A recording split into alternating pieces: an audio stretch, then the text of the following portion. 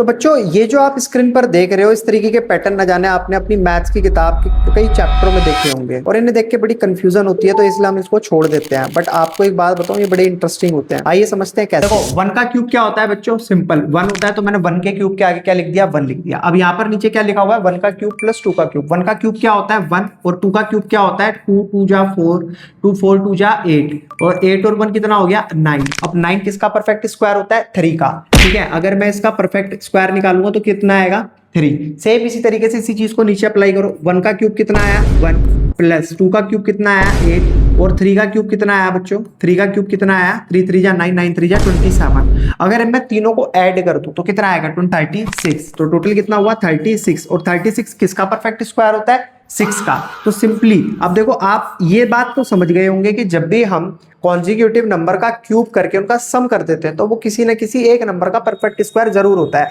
अब इसी चीज को हम अप्लाई करते हैं जो भी हमने कहा। तो मैंने आपसे बोला कि सर ये जो पैटर्न लिखा हुआ है, one cube plus two cube, अगर मैं दोनों का सम कर दूं, वन और टू का सम कर दूं तो कितना आएगा, थ्री।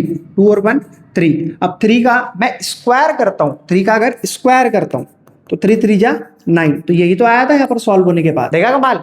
अब ऐसे ही इस चीज को नीचे वाले में भी अप्लाई करो आप। तो नीचे क्या लिखा हुआ है, वन का one plus two plus three, तो टोटल कितना हुआ, three two five, five four one six. तो सिक्स का स्क्वायर करेंगे तो कितना आएगा, 36। तो क्या ऐसे कोई आंसर आया था हमारा पहले।